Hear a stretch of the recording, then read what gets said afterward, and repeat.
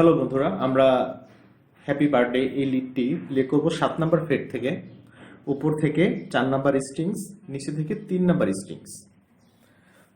আমি slow play করে দেখাচ্ছি, আপনারা একটু এখান থেকে দেখে নেবেন।